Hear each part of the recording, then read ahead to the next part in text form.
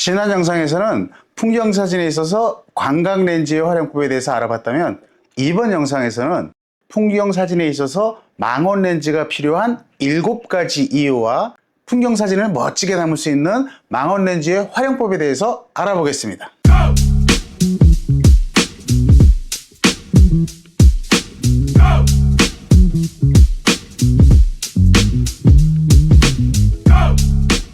안녕하세요. 타이거스 포토 아카데미의 서명호입니다.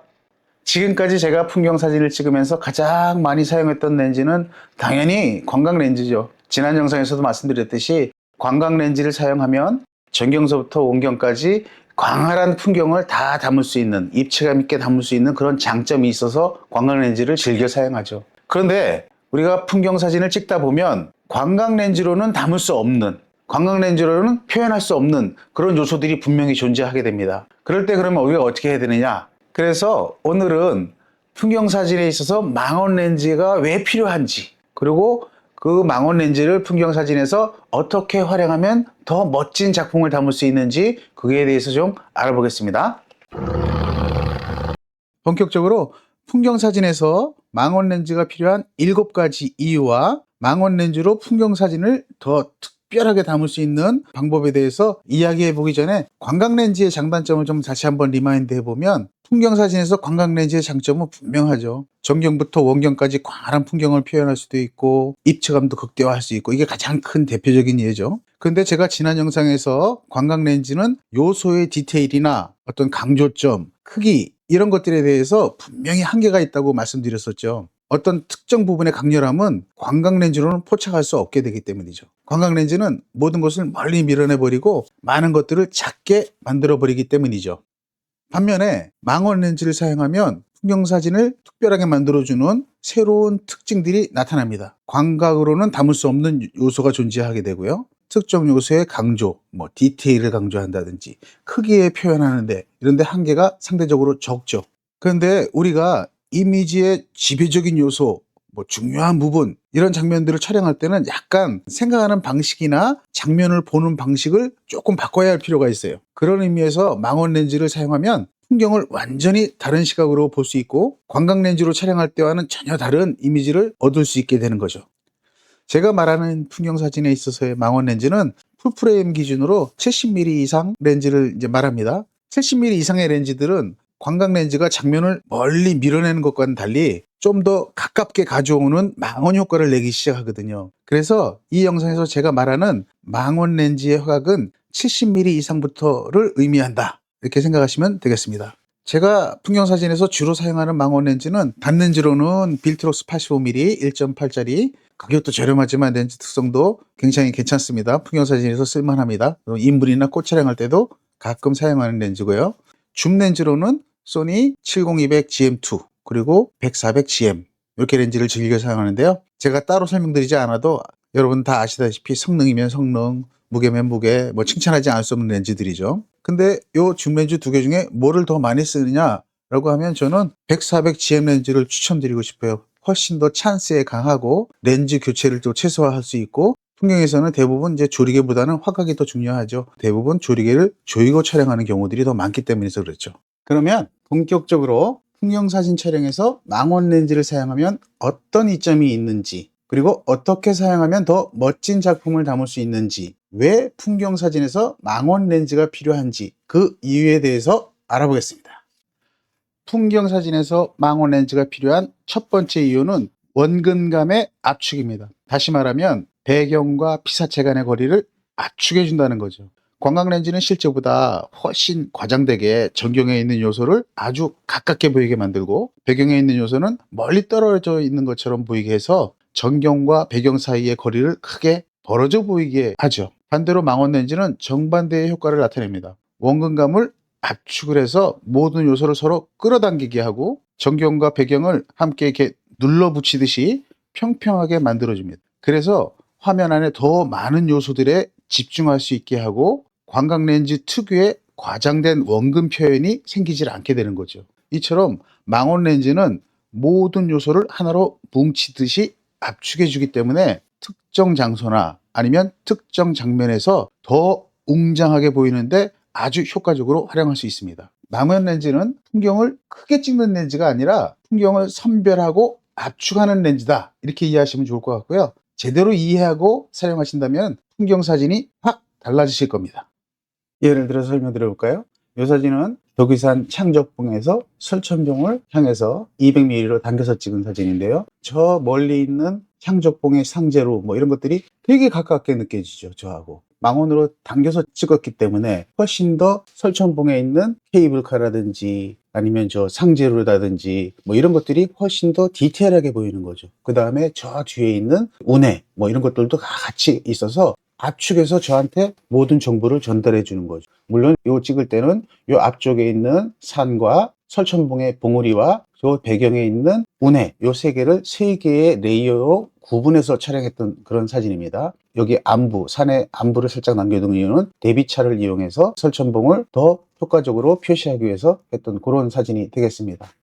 이 사진은 대관령 양떼목성에서 찍은 건데요. 이것도 꼭대기에 올라가서 일몰 지는 시간에 이제 내려서 찍은 거죠. 이렇게 찍으면 저기에 있는 통나무집이 제 눈앞에 있는 것처럼 보이고 그 주변에 있는 메타나무라든지 그 주변에 있는 잔디에 빛이 떨어진 느낌 뭐 이런 것들을 하나로 압축을 해서 다 보이죠. 저 뒤에 있는 배경까지도 같이 앞으로 다가와서 마치 내 앞에 있는 그런 듯한 느낌을 주면서도 전체적으로 디테일을 살릴 수 있는 그런 장점이 있죠.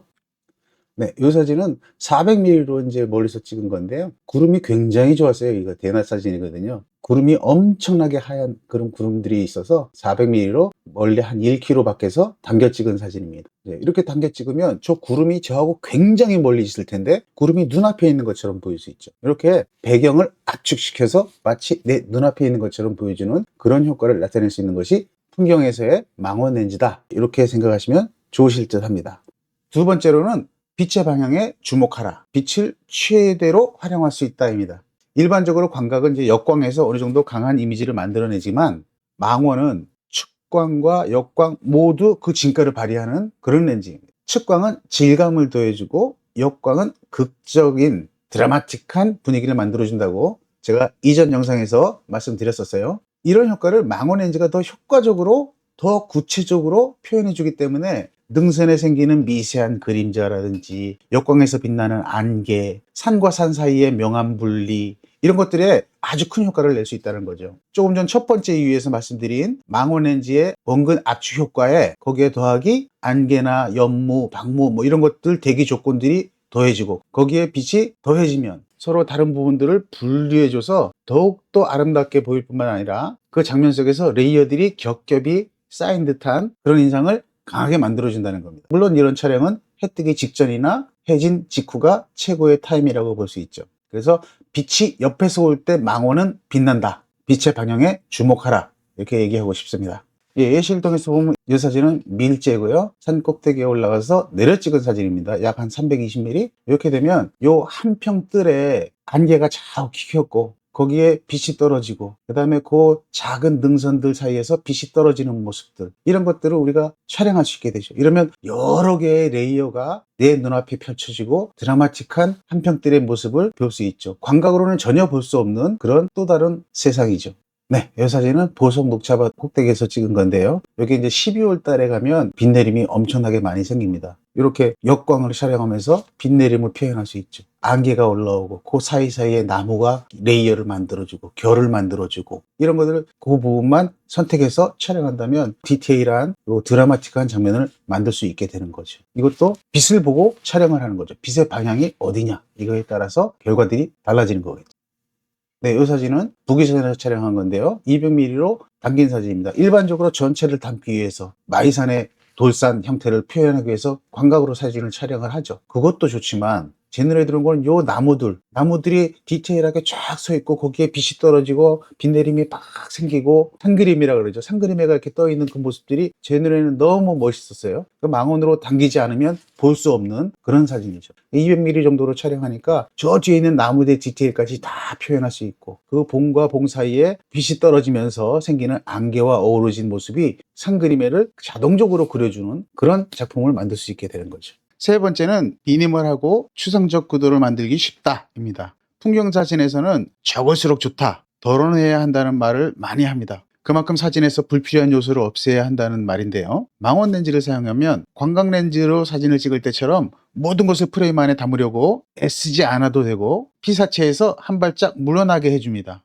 망원 렌즈는 초점을 맞춰서 장면에서 가장 중요한 요소에 집중하게 하고 중요하지 않은 것들은 제거해 준다는 말입니다. 우리의 눈과 뇌는 복잡한 것보다는 질서 있고 단순한 디자인에 훨씬 잘 반응하는 경향이 있다고 합니다. 사람들의 시선을 끄는 좋은 작품을 위해서 사진을 촬영할 때마다 그런 점을 염두에 두고 장면을 구성하려고 노력하면 망원 렌즈가 주는 프레임에 담을 수 있는 범위를 제한해주고 단순화하는 장점을 가졌기 때문에 훨씬 쉽게 미니멀하고 추상적인 구도를 만들게 해준다는 겁니다. 결론은 단순한 구도가 시선을 더 끈다. 강렬하고 독창적인 이미지를 완성하기 쉽다. 이런 말씀을 드리는 거죠. 그래서 넓은 풍경만 담으려고 고집하지 마시고 의미 있는 부분만 잘라서 피사체를 고립화시키거나 단순화시켜보는 연습도 해보시길 바랍니다. 이 사진은 제가 좋아하는 보리와 꽃 양귀비 조합입니다. 일몰 시간에 들어가서 찍은 사진인데요. 그 넓은 보리밭에 그 많은 양귀비들이 폈는데 다 도해내고 심플하게 한 송이의 양귀비와 그거를 감싸고 있는 보리, 이거를 디테일하게 매크로 형식으로 담은 그런 사진이 되겠습니다. 물론 이제 이런 사진을 찍으려면 개방해서 찍어야 되니까 단렌즈가 훨씬 더 유리하겠죠. 이건 135mm 단렌즈를 사용했던 작품입니다. 이 사진은 눈이 많이 온 다음날 양떼 목장에 꼭대기에 올라갔어요. 근데 바람이 너무 심하게 부는데 그 바람에 눈이 날리는 그 모습이 너무 이뻤어요. 그리고 저기에 고드름이라든지 통나무 집이라든지 뭐 이런 것들을 디테일을 담고 싶었어요. 울타리의 질감이라든지 뭐 이런 것들을. 그래서 다른 걸 다 배제하고 저기만 집중해서 망원으로 당겨서 찍었던 사진이고요. 이렇게 하고 보정할 때 하늘이 파란 하늘이었는데 하늘을 검게 만들고 눈과 대비를 이뤄서 내가 말하고자 하는 주제를 더 부각시킨 그런 사진이 되겠습니다. 요거는 금당실 소나무인데요. 소나무가 되게 여러 그루가 있죠. 근데 거기서 저 소나무만 딱 잘라서 저 소나무들만 강조하는 사진이 되겠습니다. 우리 후배가 연막을 뿌려줘서 다행히도 양계가 있는 것처럼 이렇게 됐지만 저 소나무들의 굴곡을 다 잘라내고 내가 원하는 프레임을 담아서 거기를 집중해서 담은 그런 심플한 사진이 되겠습니다.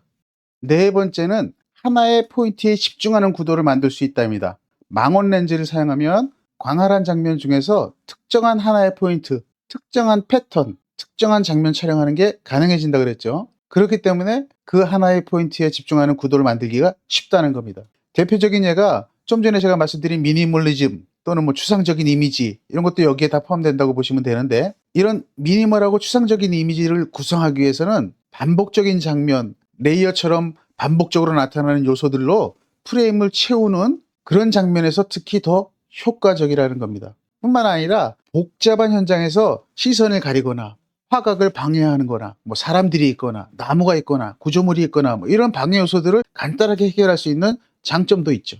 그래서 이렇게 우리가 하나의 포인트에 집중하고 사진을 그런 구도로 담는다면 그리고 망원 풍경을 담으실 때 색보다는 톤 분리가 더 중요해진다. 이제 그런 얘기를 좀 하고 싶은데요. 망원 풍경으로 흑백으로 바꿔도 강한 사진이 나오는 이유가 바로 여기에 있다고 보시면 되겠습니다. 네, 이 사진은 주천 생태공원에서 담은 사진이죠. 요거 같은 경우도 쭉 섬처럼 넓은 데에서 저 나무 네 그루가 너무 이뻐서 저 나무에만 집중해서 찍은 사진이 되죠. 그래서 다른 걸 다 배제하고 조기에만 심플하게 집중해서 조기만 담았던 그런 사진이 되겠습니다. 그리고 조기의 배경과 조기를 도색 대비로 만들고 나무들의 컬러를 집중적으로 부각시킨 그런 사진이 되겠습니다. 이것도 마찬가지입니다. 꽃이 굉장히 넓게 펴 있어요. 근데 빛이 여기 딱 떨어지는 자리는 저 자리밖에 없던 거죠. 그럼 망원으로 고기를 딱 당겨서 내가 부각시키고자 하는 그 부분만 집중시키고 나머지들은 어둡게 하고 아니면 배경 처리하고 그 다음에 내가 부각시키고자 하는 곳에 디테일이나 내가 말하고 싶은 컬러나 내가 말하고 싶은 그 어떤 빛에 떨어져서 생기는 그 신비로움, 아름다움을 전달하고자 했던 그런 사진이 되겠습니다. 네, 이것도 제주도에서 찍은 사진인데요.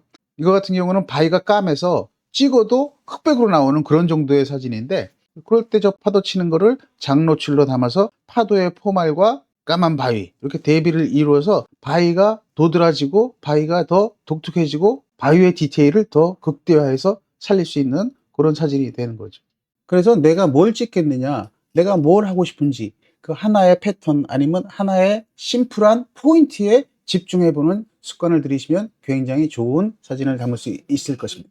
다섯 번째는 정경을 배제하고 배경에 집중하라입니다. 광각렌즈로 사진을 촬영하게 되면 시선을 장면 전체로 이끌어서 리딩 라인이나 아니면 특정한 사물 같은 요소들을 찾기가 쉽지 않죠. 특히 전경에 아무것도 없거나 또 인상적인 요소가 없는 경우에는 더더욱 그렇습니다. 사진이 좋아 보이지도 않고 오히려 사진을 망치는 그런 경우가 허다합니다. 전경을 사진에 넣고 싶지 않은 경우죠. 흥미로운 부분이 전경보다는 중경 또는 뭐 더 멀리 있을 경우에는 바로 그곳에 초점을 맞춰야 됩니다. 전경을 넣으려고 하면 사진이 약해지고 초점을 맞춘 대상의 임팩트만 줄어들 뿐입니다. 이럴 경우에 망원 렌즈가 아주 유용해지죠. 지루한 전경 너머로 시선을 돌려서 흥미로운 요소들로 프레임을 채울 수가 있으니까요. 물론 광각 렌즈를 이용해서 여백을 이용하면 멋진 작품이 되지 않느냐 뭐 그렇게 생각할 수도 있는데요. 제가 생각하기에는 네거티브 스페이스가 주제에 도움이 될 때만 의미가 있다는 겁니다. 네거티브 스페이스가 오히려 시선을 분산시키는 요소가 되거나 내가 말하고자 하는 주제에 도움이 되지 않는다면 과감하게 제거하는 것이 훨씬 도움이 될 때가 많습니다. 이 사진은 증도에 있는 태평염전이죠. 전망대에 올라가서 200mm로 당겨서 찍은 사진이 되겠습니다. 이것도 앞에 나무들 뭐 이런 거 불필요한 것들이 잔뜩 있죠. 거기 숲에 가면 그 바로 앞에 이제 나무들이 나오거든요. 광각으로 촬영하면 망원으로 놓고 멀리 담고 그다음에 주변에 우리가 저 함초라고 그러죠. 함초가 듬성듬성 빠진 곳은 빼고 필요한 부분만 이렇게 담은 그런 사진이 되겠습니다. 네, 이 사진은 잘 아시는 담양 메타세콰이어 길인데 전경 쪽에 나무들이 너무 많이 있으면 전경에 흙길이 있으니까 별로 중요하지도 않고 그리고 흥미롭지도 않죠. 그래서 망원으로 저 안쪽에 있는 저 뽀얀 안개가 낀 저기만 집중해서 담은 사진이 되는 거죠. 더군다나 이 상태에서 만약에 광각으로 찍었다면 나무와 나무 사이에서 빛이 많이 새 들어와서 저렇게 집중적인 구도를 만들기가 어려웠을 겁니다.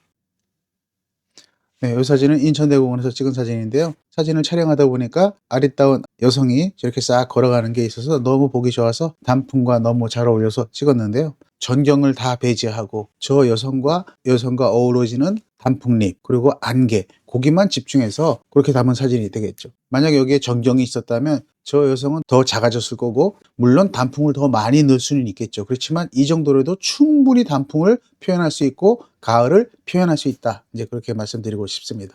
풍경 사진에서 망원 렌즈가 필요한 7가지 이유 중에서 6번째는 하늘을 제외하라입니다. 좀 전에는 전경이 불필요하면 제거하라 그랬는데 이번에는 하늘을 제거하라 합니다. 불필요한 전경을 제거하는 것 외에도 망원 렌즈는 불필요한 하늘을 제거하는 데도 크게 도움을 주죠. 아주 유용하게 사용됩니다. 제가 강의를 하다 보면 일반적으로 하늘을 좀 과하게 담는 경향이 있어요. 하늘을 좀 많이 담는다는 거죠. 그런데 특정한 곳에 내가 집중하고자 할 때는 하늘은 그렇게 흥미롭지가 않은 요소가 될 수가 있어요. 오히려 이미지의 완성도를 떨어뜨리는 경우도 종종 있다는 겁니다. 망원 렌즈를 사용하게 되면 더 타이트한 구도를 쉽게 만들 수 있고요. 또 그 다음에 내가 찍고자 하는 장면에서 하늘을 제거하고 좀 전에 말씀드린 전경도 제거하고 훨씬 더 주제를 부각시키면서 주제를 더 추상적이고 더 디테일한 그런 구성을 만들 수 있게 된다는 거죠. 그래서 우리는 하늘을 빼버리고 오히려 작품에 집중하고 그 하늘 부분 아니면 다른 것들은 사람들로 하여금 상상하게 맡기십시오. 그게 훨씬 더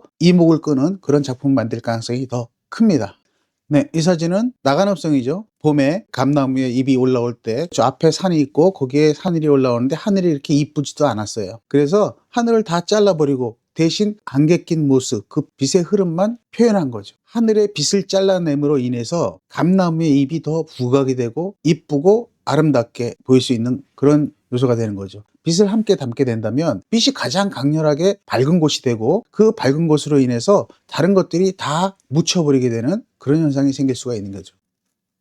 네, 이 사진도 봄에 경주에서 찍은 사진인데요. 하늘이 형사가 껴서 뿌했어요. 근데 그 뿌연 하늘을 찍으면 안 이쁘잖아요. 그래서 하늘을 잘라내고 내 시선이 저 벚꽃에 집중하도록 저 벚꽃에 더 포커싱 하도록 하늘을 잘라내면 벚꽃의 디테일이나 벚꽃의 컬러나 이런 것들을 더 잘 표현할 수 있거든요. 그래서 조기에 집중할 수 있도록 했던 그런 사진입니다.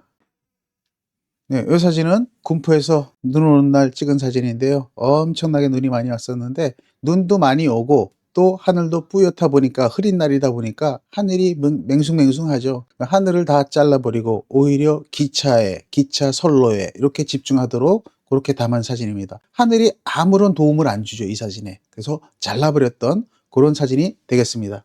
마지막으로 7번째는 망원 렌즈를 이용한 파노라마 촬영입니다. 망원 렌즈를 사용할 때 제가 가장 좋아하는 기법 중에 하나가 파노라마로 사진 촬영하는 건데요. 전체 장면을 담는 겁니다. 망원 렌즈로 파노라마를 촬영하게 되면 망원 렌즈로는 표현할 수 없는 광활함, 그거를 해결해 줄 수 있을 뿐만 아니라 고해상도의 광활한 풍경을 표현할 수 있는 장점이 있죠. 물론 이제 렌즈 왜곡도 없으니까 훨씬 더 쉽게 파노라마 작업도 가능하고요. 그래서 파노라마 촬영은 광각의 장점과 망원의 장점을 같이 사용할 수 있는 좋은 방법입니다. 충분히 넓게 디테일을 확보하고 광활함을 담을 수 있는 해결책이 바로 파노라마 촬영이라는 겁니다. 파노라마 촬영하는 방법, 그거는 제가 이전 영상에 설명을 드렸습니다. 영상 참고하시면 큰 도움 되실 겁니다.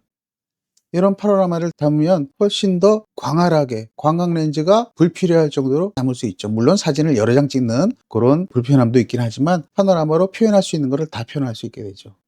네, 이것도 마찬가지입니다. 세량지도 파노라마로 전체를 다 담아보는 거죠. 이걸 광각으로 전체를 담을 수 있어요. 20mm 그 정도면 전부 다 담을 수 있을 겁니다. 그런데 그렇게 되면 저 나무들, 봄에 그 새순이 올라오는 저 나무들의 디테일, 거기에 빛이 떨어진 빛의 양, 이런 것들을 담을 수가 없죠. 워낙 작아지니까. 그래서 파노라마로 촬영도 해보시라고 추천드립니다. 예, 지금까지 풍경사진에서 망원 렌즈가 필요한 7가지 이유에 대해서 알아봤고요. 저는 이제 풍경사진 찍으러 나갈 때 가능하면 제가 갖고 있는 렌즈를 다 가지고 나갑니다. 1224GM, 1635GM2, 2470GM2, 70200GM2, 100-400GM 이렇게 다 가지고 나갑니다. 언제 어느 환경에서 어떠한 장면을 만날지 모르기 때문이죠. 근데 만약에 누가 딱 렌즈 2개만 갖고 나가라 라고 한다면 저는 주저하지 않고 1224GM하고 100-400GM 갖고 나갈 겁니다. 제가 빼놓지 않고 100-400GM 렌즈를 가져가는 이유는 그만큼 제가 풍경사진을 찍는 데 있어서 망원 렌즈가 절대적이고 필수적인 장비이기 때문에 그렇습니다. 제가 어떤 렌즈를 사용하고 왜 사용하고 언제 사용하는지 뭐 이런 자세한 얘기들은 다음번에 기회가 된다면 영상으로 하나 만들어서 여러분과 함께 공유해 보겠습니다. 지금까지 우리가 알아봤듯이 여러분도 풍경사진 찍는 데 있어서 너무 광각 렌즈만 고집하지 마시고 망원 렌즈도 즐겨 사용하면서 많이 촬영해 보십시오. 망원 렌즈로만 표현할 수 있는 그 멋진 풍경을 여러분도 많이 담아 보시기를 적극 추천드립니다. 오늘도 이 영상이 마음에 드셨다면 구독, 좋아요 부탁드리고요. 최근에 멤버십 회원 가입해 주신 분들이 많은데 이 자리를 빌어서 너무 감사드리고요. 계속 꾸준히 늘고 있습니다. 그래서 멤버십 전용 영상을 요즘 이제 시리즈로 진행하고 있는데 포토샵이나 라이트룸의 기본 기능들, 그 원리, 그것들이 어떤 원리로 동작하고 효과적으로 사용하는지에 대한 그 내용들을 멤버십 전용 영상으로 시리즈로 올리고 있습니다. 이제 막 시작했습니다. 여러분들도 한번 궁금하시거나 알고 싶으시다면 멤버십 회원 가입해 주시고 또 저를 많이 후원해 주시면 제가 또 힘을 내서 더 좋은 내용으로 여러분들 찾아뵙겠습니다. 아마도 제가 시리즈를 진행하는 멤버십 영상이 여러분들이 보정하는데 굉장히 큰 도움 되실 거라고 저는 확신합니다. 그리고 혹시 또 필요하신 내용들이 있으신 분들은 댓글로 남겨주시면 제가 또 한번 참고해 보겠습니다. 네, 오늘 긴 시간 영상 시청해 주셔서 감사드립니다. 안녕히 계세요. Go!